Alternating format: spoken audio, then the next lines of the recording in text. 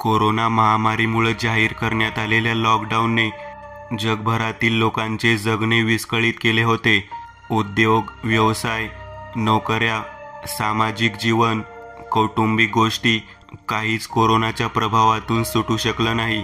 Corona महामारीचा प्रसार होऊ नये म्हणून सर्वच देशामध्ये सरकारने लॉकडाऊन जाहीर केल्याप्रमाणे भारतातही सरकारने लॉकडाऊन जाहीर केला. या बातमीमुळे सर्व शाळा, कॉलेज, दुकान तसेच ऑफिस सगळीकडे बंद जाहीर करण्यात आला होता. मुंबई शहरामध्ये सचिन कपड्यांच्या दुकानात कामाला होता. दुकान मालक किशोरीलाल याने लॉकडाऊनमुळे आपले दुकानही बंद ठेवण्याचा निर्णय घेतला. दुकान बंदीमुळे आणि महामारीच्या भीतीने सचिननेही आपल्या गावाकडे जाण्याची तयारी केली. ज्यांची ज्यांची गावी राहण्याची सोय होती ते आपापल्या गावाकडे परतू लागले. जवळजवळ कोरोनाच्या भीतीने निम्म्याहून अधिक मुंबई रिकामी झाली होती. बरेच लोक आपापल्या गावाकडे परतू लागले होते. सचिनही आपल्या गावी परतला होता. गावात सचिनच्या घरी आई वडील व त्याची बायको सुवर्णा आणि त्यांचा एक मुलगा जय असा सुखी संसार होता. सचिन पहाटे पहाटे घरी पोहोचला. सुवर्णाने चुलीवरचा गरम चहा कपातून सचिनकडे दिला. सचिन शांतपणे चहा घेता घेता सुवर्णाने केलेल्या प्रश्नांना उत्तर देत होता. जयला जेव्हा जाग आली तेव्हा सचिनचा आवाज ऐकून जय स्वयंपाकघरात आला. एकच मुलगा असल्याने लहानपणापासूनच जयचे भरपूर लाड झाले होते. सचिनही त्याला काही कमी पडू देत नव्हता. बाबाला घरी आलेलं पाहून जयने सचिनला प्रेमाने मिठी मारली. जरा लाडानेच बाबांना विचारू लागला, बाबा यावेळी माझ्यासाठी मुंबईहून काय आणले आहे? सांगा ना, गिफ्ट आणले आहे का? सचिनने जयची समजूत घातली. अरे जय, तू आता काही लहान राहिला नाहीस. यंदा 10वीला आहेस. काय लहान मुलासारखं भेटवस्तू आणली आहे का म्हणून काय विचारतोयस? आता बाहेर जगात काय परिस्थिती चालू आहे तुला तुझ्या गिफ्टचं पडलं आहे. सचिनच्या अशा वैतागून बोलण्याने जय नाराज झाला. यापूर्वी कधीही सचिन जयवर रागावला नव्हता. मग सुवर्णानेही जयला जवळ घेत समजावून सांगितले, याआधी बाबा तुझ्यासाठी नेहमी काही ना काही आणायचे ना, पण यावेळेला नाही आणलं. असू दे, यावेळेला तू समजून घे बाबांना. जा लवकर आंघोळ आटोपून घे, उशीर झाला आहे. तसे जय चेहरा पाडून आंघोळीसाठी निघून गेला. सुवर्णालाही सचिनचे वागणे खटकत होते. सचिन जेव्हापासून गावाकडे आला होता त्याची मनस्थिती काही विचित्र होती. सुवर्णाला सचिनची काळजी वाटत होती. पूर्वी सचिन गावाकडे घरी आला की सर्वांबरोबर मिळून मिसळून खूप प्रेमाने वागत असे. पण जेव्हापासून तो घरी आला होता, घरी आल्याचा आनंद त्याच्या चेहऱ्यावर दिसत नव्हता. सतत कोणत्या ना कोणत्या काळजीने त्रस्त होता. बारीक बारीक गोष्टीवरून सचिनची चिडचिड होत होती. सचिनच्या वागण्यामुळे सुवर्णा विचार करू लागली, सध्याची परिस्थिती खूपच बिघडलेली आहे. जिकडे तिकडे महामारीमुळे मृत्यूचे तांडव चालूच होते. त्यामुळे प्रत्येकाची मानसिकता बिघडलेली होती. काही दिवस आपल्या माणसात राहिल्यावर आपोआपच सचिनचा स्वभाव पूर्ववत होईल. एके दिवशी सचिन आपल्याच विचारात हरवला होता. त्याच्या अशा वागण्याची आता त्याच्या आई वडिलांनाही सवय झाली होती. एवढ्यात जय सचिनकडे येऊन लाडात सचिनला बोलू लागला, बाबा तुम्ही मुंबईहून माझ्यासाठी यावेळी काहीच आणलं नाही आणि आता मी तुमचं काही ऐकून घेणार नाही. मला मोबाईल हवा आहे, नंतर बघू, आता जमणार नाही, पण करतो व्यवस्था काहीतरी, असे म्हणत वेळ मारून नेण्याचा प्रयत्न केला. तसे जय थोड्या रागातच शाळेकडून शिक्षकांनी दिलेली सूचना सांगू लागला, शाळेचे तास आता ऑनलाईन होणार आहेत. माझ्याकडे स्मार्टफोन नाही आहे. अभ्यासाचे हे वर्ष किती महत्त्वाचे आहे. माझ्या इतर मित्रांनी त्यांच्या घरात असलेल्या मोबाईलवर शिकायला सुरुवात केली आहे. मला पण तसाच मोबाईल हवा, असे म्हणत जयने सचिनच्या मागे फोनसाठी सारखाच तगादा लावला होता. इतक्यात मोबाईल फोन नाव ऐकताच सचिनच्या डोळ्यात चमक आली. काहीतरी आठवण होऊन त्याने मनात एक विचार पक्का केला. जयच्या दिवसभर मोबाईल फोनच्या मागणीला वैतागलेल्या सचिनने दुसऱ्या दिवशी सकाळीच कपाटामधून एक मोबाईल काढून जयच्या हातात दिला. नावाजलेल्या कंपनीचा आणि महागडा मोबाईल पाहताच जय आनंदाने नाचू लागला. सुवर्णाला फोन बघून आश्चर्य वाटले. हा कुठला फोन, कधी घेतलात आणि सांगितलं का नाहीत? नवीन फोन आणला आहे म्हणून. सुवर्णाच्या एका पाठोपाठ एक पडलेल्या प्रश्नांना उत्तर देत सचिन म्हणाला, हा माझ्या मित्राचा रवीचा फोन आहे. मुंबईला रवी आणि मी भाड्याने एकाच खोलीत राहतो. तो गावाकडे जाण्यासाठी गाडी पकडण्याच्या गडबडीमध्ये चार्जिंगला लावलेला मोबाईल घरीच विसरून गेला. तो निघून गेल्यानंतर माझ्या लक्षात आलं की त्याचा फोन घरीच राहिला. मी जेव्हा मुंबईला जाईन तेव्हा त्याला त्याचा मोबाईल परत करेन. आता सध्या जयला नड आहे तर तो फोन वापरू देत. सुवर्णालाही आता सचिनचे बोलणे पटले. जयने खूप उत्साहात फोनमधील बटन दाबून फोन चालू केला. फोन चालू होताच लगेच फोनची रिंग वाजू लागली. थोड्या उत्सुकतेने जयने फोन कानाला लावला. हॅलो, सचिन आहे का, असा आवाज आला. जयने लगेच फोन सचिनकडे दिला. बाबा, तुमच्याशी बोलायचे त्यांना. अनोळखी नंबर बघता सचिनने जरा आश्चर्याने फोन कानाला लावला. हॅलो, मी सचिन. फोनचे कनेक्शन येत जात असल्यामुळे फोनमध्ये खरखर येत होती. आवाज नीट ऐकू येत नव्हता. म्हणून सचिनने कानात प्राण आणून नीट ऐकण्याचा प्रयत्न केला. तर एकाएकी वातावरणात शांतता आली आणि पलीकडून कर्कश घोगरा आवाज आला. काय रे, काय सांगितलं होतं मी तुला? मला मदत कर म्हणून ना, आणि तू तर मला दगा दिलास. माझ्या मरणाला तूच कारणीभूत आहेस. मला मदत केली नाहीस. तुझ्यामुळे माझा जीव गेला. निदान स्वतःची चूक मान्य करून तुझा गुन्हा कबूल कर, नाहीतर सोडणार नाही तुला. फोनमधून कुत्सितपणे हसण्याचा आवाज येऊ लागला. सचिनने फोन घाबरून पलंगावर फेकून दिला. सचिनला घाम फुटला होता. तो भीतीने चळचळ कापत होता. तप करत तोंडातून त्याच्या शब्दच फुटत नव्हते. शरीर लटलट कापत होते. घसा कोरडा पडला होता. हृदयाची स्पंदने एवढ्या जोरजोरात वाढली होती की हृदय बंद पडते की काय असे सचिनला वाटत होते. एकाएकी सचिनमध्ये झालेला बदल बघून घरातली सर्व मंडळी प्रचंड घाबरली होती.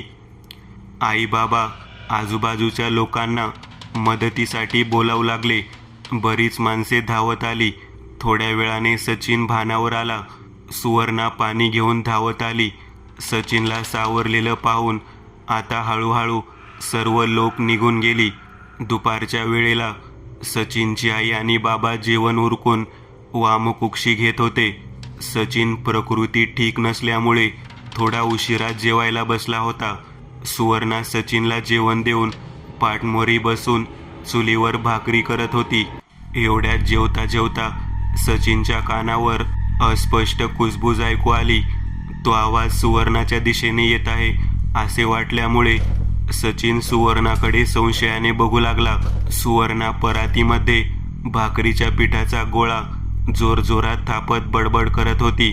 सचिनने सुवर्णाकडे पाहून विचारले, काय बडबडतेस? काही ऐकू येत नाही. सचिनचा प्रश्न ऐकून सुवर्णाने आपली मान तिरकी करत सचिनकडे अशी वळवली की तिला पाहताच सचिनच्या तोंडाला कोरड पडली. सुवर्णाच्या डोळ्यांच्या जागी फक्त पांढरी बुबळं दिसत होती. तिच्या चेहऱ्याकडे सचिनला पाहवतही नव्हते, कारण तिचा चेहरा रक्ताने माखलेला होता. डोक्याला झालेल्या जखमेतून रक्ताचा ओघळ मानेवर येऊन सुकला होता. नाक आणि तोंडाचा जबडा फुटून रक्ताचे डाग सुकले होते. तोंडातले 2-1 दात पडून ओठ फाटले होते. हाताची बोटे वाकडी झाली होती. उजवा हात मनगटातून आणि कोपराच्या सांध्यातून निखळला होता.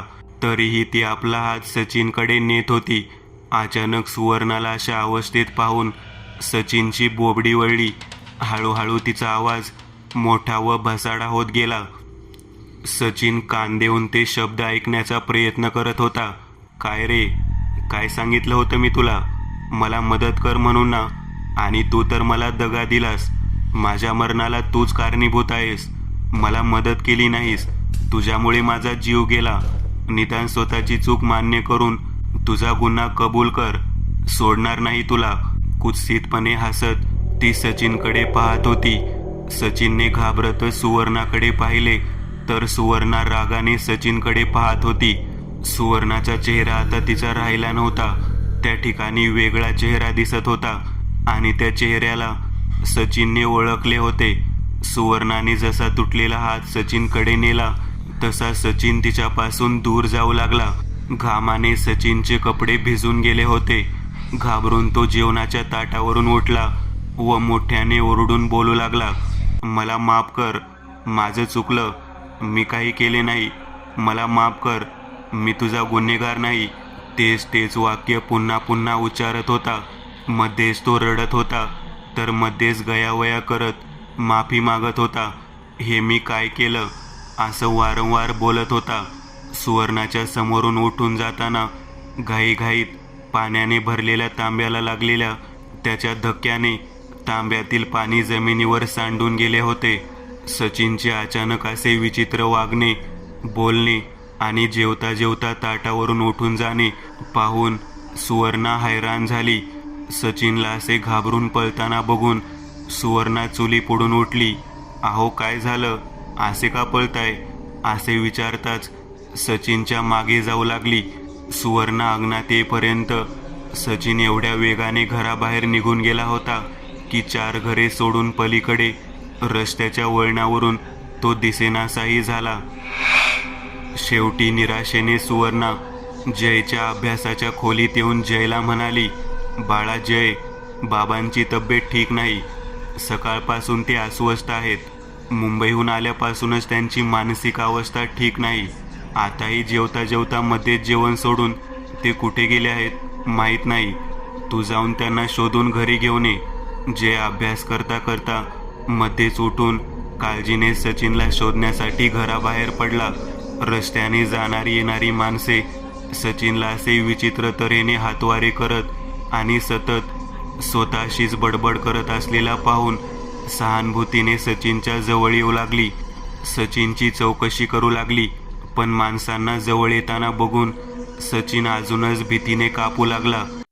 कारण त्याला भासत होतं की आजूबाजूंनी जे लोक त्याच्या जवळ येत आहेत त्यांचे चेहरे विचित्र आहेत. प्रत्येकाचे डोके फुटून रक्ताने चेहरे माखलेले आहेत. नाक फुटून नाकातून आलेले रक्त सुकलेले आहे.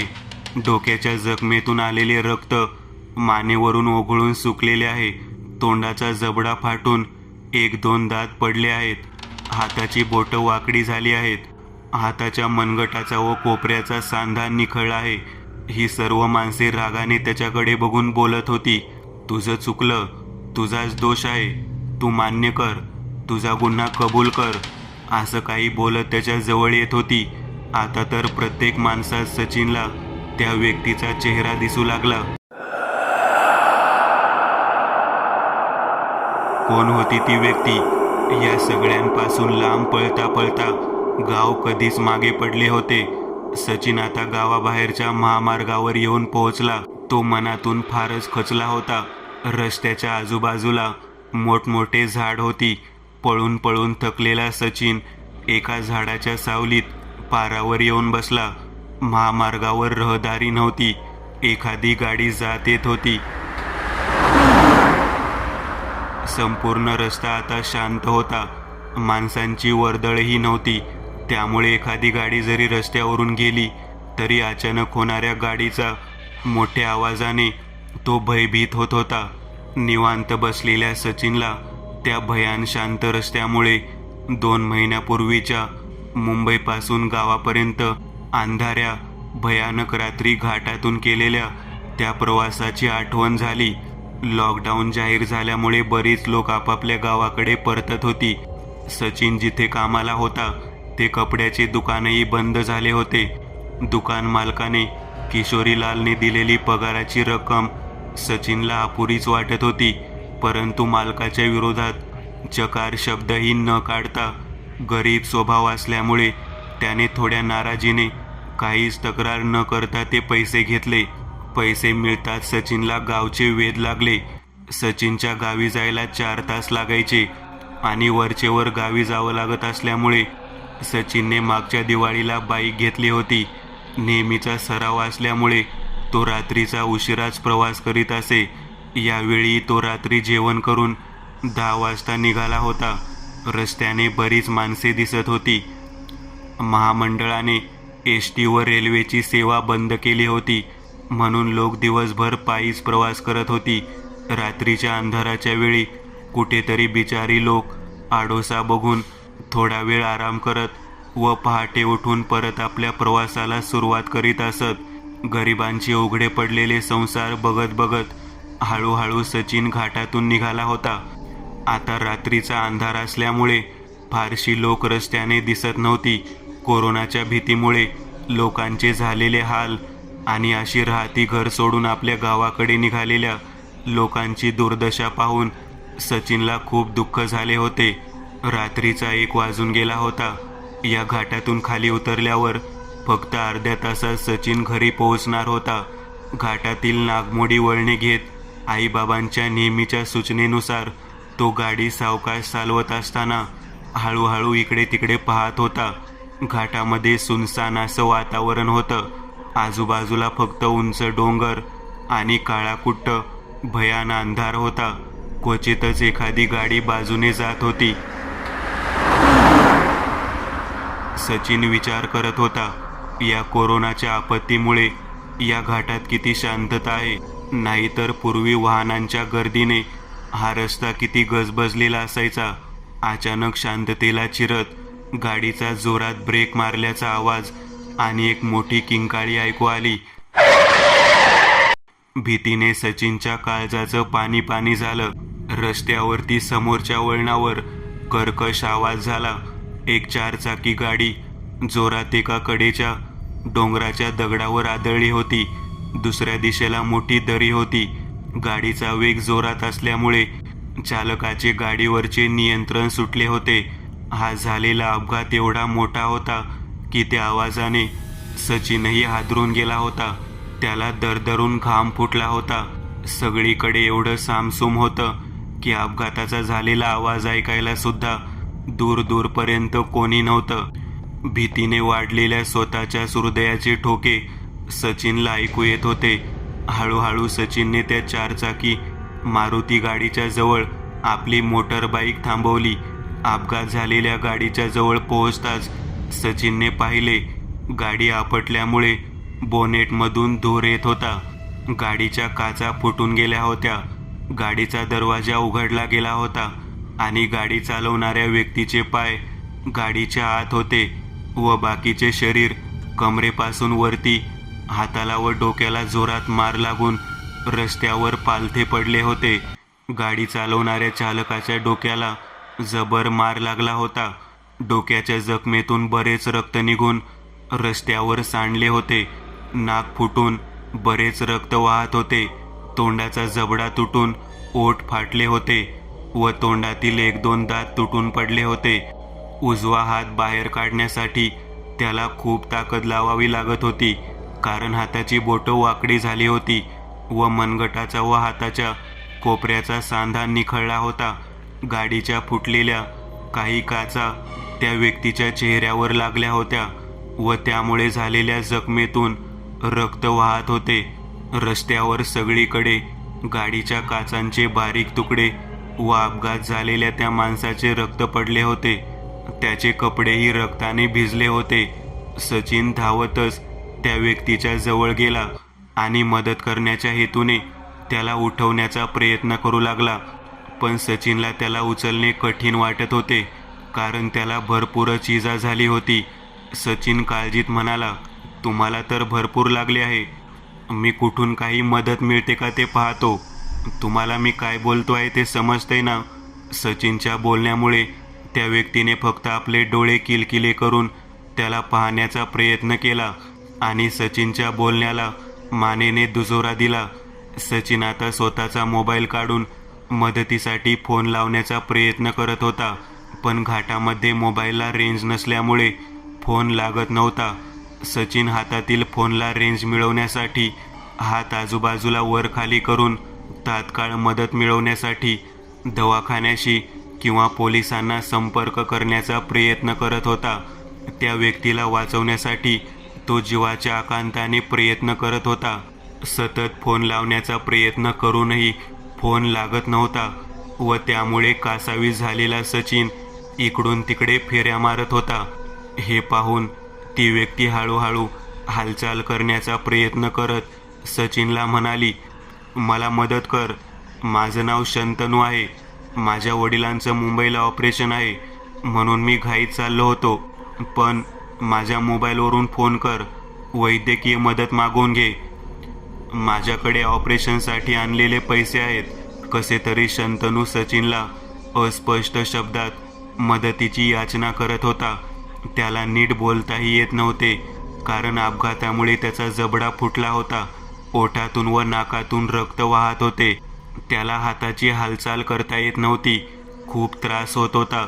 जास्त रक्तस्राव झाल्यामुळे हळूहळू शंतनूचा आवाज क्षीण होऊन शरीराची हालचाल मंदावली व तो बेशुद्ध पडला. शंतनू बोलायचा बंद झाला तसा सचिन त्याच्याजवळ बसून त्याला उठवण्याचा प्रयत्न करू लागला. अहो ऐका ना, मी काय म्हणतो आहे, तुम्हाला समजत आहे का? अरे उठ ना, काय होते तुम्हाला? असे म्हणून सचिन शंतनूला उठवायचा प्रयत्न करत होता.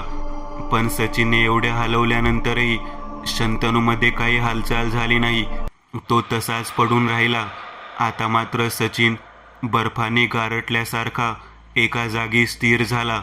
शंतनूच्या हालचाल बंद झालेली बघून त्याच्या डोक्यात वेगवेगळे विचार येऊ लागले. हा काही बोलत कसा नाही, काही हालचाल करत नाही, हा जिवंत तरी आहे ना? बऱ्याच प्रयत्नानंतरही शंतनूची हालचाल झाली नाही आणि सचिनची खात्री झाली, शंतनू गतप्राण झाला आहे. आपण शंतनूला वाचवू शकलो नाही याची खंत सचिनला वाटू लागली. अपघात झालेल्या शंतनूकडे त्याला पाहावतही नव्हते. शेवटपर्यंत प्रयत्न करूनही शंतनूला वाचवण्यात त्याला यश आले नाही म्हणून तो भरपूर नाराज झाला. आता सचिनला अपघाताच्या स्थळावरून निघून जाणंच योग्य वाटले. एकदा का पोलिसांचा सेसेमिरा पाठी लागला तर लवकर सुटका नाही असा विचार करत तो आपल्या बाईककडे गेला. गाडी चालू करणार इतक्यात त्याला आठवले, शंतनूकडे पैसे आणि मोबाईल आहे. सचिनच्या मनात शंतनूच्या मरण पावल्याच्या दुःखाची जागा आता शंतनूच्या पैशांविषयीच्या लालसेने घेतली. परिस्थिती मला काय काय करायला लावत आहे असा विचार करत सचिन पुन्हा शंतनूच्या गाडीकडे गेला. गाडीच्या सीट खाली त्याला शंतनूचा मोबाईल दिसला. तो त्याने अलगद उचलून घेतला. शंतनूचा मोबाईल हा स्मार्टफोन होता. सचिनकडचा मोबाईल हा साधा होता. मोबाईलचं बटन बंद करून त्याने तो मोबाईल बंद केला. गाडीच्या मागच्या सीटवर शंतनूच्या सामानाची बॅग होती. अपघातामुळे ती उघडी पडून त्यातील पैसे बाहेर आले होते. बॅगमधले बाहेर आलेले पैसे पाहून सचिन विचार करू लागला, या पैशांचा उपयोग आता शंतनूला होऊ शकत नाही आणि आता या दिवसांमध्ये तरी मला पैशाची खूप गरज आहे तर ते मी माझ्याकडेच ठेवतो. आता सचिनला खूप आनंद झाला. मालकाने दिलेले पैसे शंतनूच्या आम्हा पैशाच्या लेखी काहीच नव्हते. आता कोरोनाचा काळ किती दिवस चालणार आहे काय माहिती, तोपर्यंत तरी काहीतरी पैशांची सोय झाली. या विचाराने लालची सचिनच्या प्रामाणिकपणाचा व माणुसकीचा अंत झाला होता. सचिनने शंतनूकडे अपराधीपणाने पाहिले, पण अशा वागण्याशिवाय पर्याय नाही असे विचार करत बाईक चालू करून त्याने आपल्या गावाकडे प्रवासाला सुरुवात केली. पहाटे 2च्या दरम्यान सचिनने दरवाजाची कडी वाजवली. सुवर्णाने दरवाजा उघडताच सचिन गडबडीत घरात शिरला आणि कपाटात आपली बॅग ठेवली. सुवर्णाने आंघोळीसाठी त्याला गरम पाणी दिले. दुसऱ्या दिवशी सचिन सुवर्णाला म्हणाला, मला शेठने दिलेले पैसे मी कपाटात ठेवले आहेत, लागतील तसे जपून खर्च कर. सध्या तरी काळजी करायची काहीच गरज नाही. सुवर्णालाही पैसे पाहून थोडे बरे वाटले. थोडे उदासीन होती म्हणाली, खरंच आता अजून किती दिवस असे बिना कामाचे राहायचे कळत नाही. सचिनला गावी येऊन 2 दिवस झाले होते. सचिन समाचार पेपर वाचत बसला होता तेव्हा त्याला पेपरमध्ये शंतनूच्या अपघाताची खबर वाचायला मिळाली. शंतनूच्या गाडी त्याच्या मिळालेल्या ओळखपत्रावरून त्याचा तपास केला असता वार्ताहरांना असे कळले की गाडीत मिळालेले शव हे शंतनू काळे याचे आहे. शंतनूला आपल्या वडिलाचे ऑपरेशन करायचे होते. ऑपरेशनसाठी लागणाऱ्या पैशांमध्ये काही पैसे कमी पडत होते, म्हणून तो पैशाची सोय करण्यासाठी गावी गेला होता. मुंबईकडे परत येत असताना अंधारात गाडीचा वेग जास्त असल्यामुळे गाडीचा अपघात झाला व त्या अपघातामध्ये वेळेवर वैद्यकीय मदत न मिळाल्यामुळे काही तासांत त्याचा मृत्यू झाला होता. त्याच्या पश्चात त्याचे म्हातारे आई वडील आहेत. शंतनू ह्या एकुलत्या एक मुलाच्या जाण्याने त्याचे आई वडील या दुःखातून सावरलेले नाहीत. बातमी वाचताच सचिन बसल्या जागीच हादरला. अरे देवा, म्हणजे तो जिवंत होता. तो थरथर कापू लागला. आता त्याला स्वतःचाच राग येत होता. शंतनूच्या मृत्यूला आपणच जबाबदार आहोत याची खंत त्याला वाटू लागली. त्यावेळी जर आपण त्याला मदत केली असती तर आता तो जिवंत असता. म्हातारे आई वडिलांचा आधार माझ्यामुळे नाही, शंतनूच्या मृत्यूला आपणच कुठेतरी कारणीभूत आहोत असे वाटून तो रोज या गोष्टीचा पश्चाताप करत होता. जसजसे दिवस गेले तसे तसे सचिनला या गोष्टीचा विसर पडू लागला. या पश्चातापाच्या दुःखातून तो आता कुठे सावरू लागला होता. पण त्या दिवशी नकळतपणे सचिनने जयला अभ्यासासाठी शंतनूचा मोबाईल काढून दिला आणि अपघाताच्या वेळी हा शंतनूचा फोन जवळ असूनही सचिनने फोनचा वापर न केल्यामुळे शंतनूने आपला जीव गमावला होता. म्हणूनच की काय, तो फोन जसा चालू झाला तसा त्या फोनमधून शंतनू सचिनशी बोलला. सचिनला आता असे वाटू लागले की एवढे दिवस त्या फोनमध्ये बंद असलेली शंतनूची आत्मा बदला घेऊ पाहत आहे. म्हणूनच फोन चालू होताच फोनद्वारे माझ्याशी संपर्क साधला होता. शंतनूची अतृप्त आत्मा आपल्याला सूड घेण्यासाठी माझा पाठलाग करीत आहे. सचिनला शोधत असलेला त्याचा मुलगा जय जेव्हा सचिनच्या जवळ येऊन सचिनला हलवून म्हणाला, बाबा, तुम्ही असे एकटे बसून इथे काय करत आहात? चला घरी, आई वाट बघत आहे. जयचे शब्द सचिनच्या कानावर पडलेच नव्हते. जयच्या स्पर्शाने सचिन घाबरून जयकडे पाहू लागला, कारण आताही सचिनला जयच्या चेहऱ्यात शंतनूच दिसत होता. त्याच्या डोळ्यांच्या जागेवर पांढरी बुबळं होती. चेहरा रक्ताने माखलेला होता. डोक्यावरून वाहत असलेला रक्ताचा ओघळ मानेवर येऊन सुकला होता. नाक फुटून गेले होते व तोंडाचा जबडा फुटून तोंडातले 1-2 दात पडले होते. ओठ फाटले होते. हाताची बोटे वाकडी झाली होती.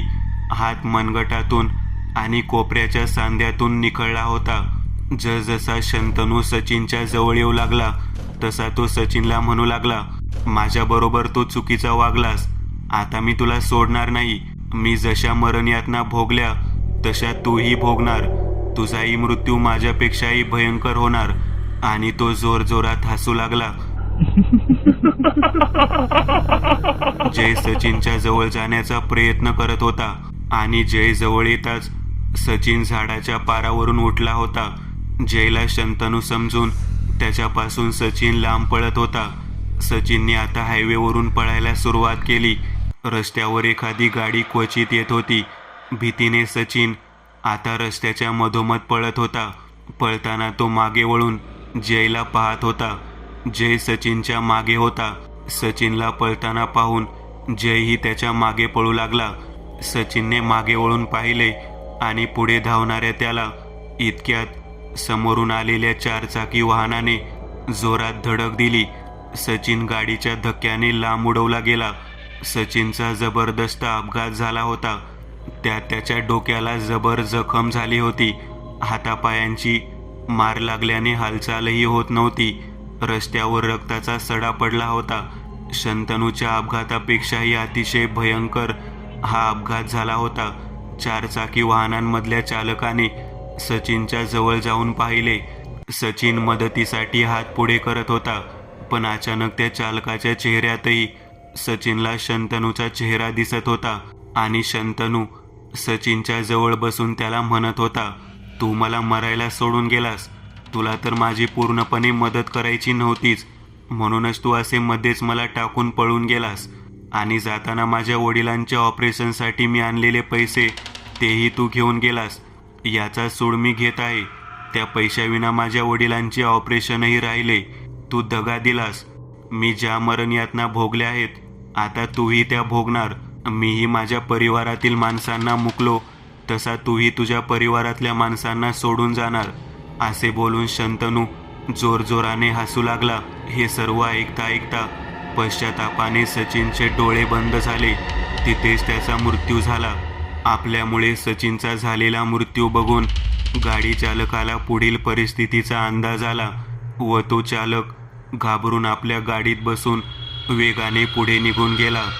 जय धावत धावत सचिन जवळ आला. बाबांचा झालेला जबरदस्त अपघात बघून जय जोरजोरात रडत होता आणि दूरवर शंतनूची आत्मा स्मितहास्य करत हळूहळू अदृश्य होऊ लागली होती. मित्रांनो, आज पुरतं एवढंच. तुम्हाला जर काही गोष्ट आवडली असेल तर नक्की लाईक करा. तुमच्यापैकी बरेचसे जण व्हिडिओ लाईक न करताच पळून जातात, पण हा जर व्हिडिओ तुम्ही लाईक केला तर मला जरा बरं वाटेल आणि असेच भारी भारी व्हिडिओ बनवायची माझ्यात एनर्जी येईल. त्यामुळे नक्की लाईक करा. आणि अजूनही कोणी या चॅनलला सबस्क्राईब केलेलं नसाल तर लगेच सबस्क्राईब करून टाका. आणि बाजूची घंटी ती मात्र दाबायला विसरू नका. देवाची घंटी आहे ती. चला तर मग पुन्हा भेटूया अशीच एक आगळी वेगळी गोष्ट घेऊन पुढच्या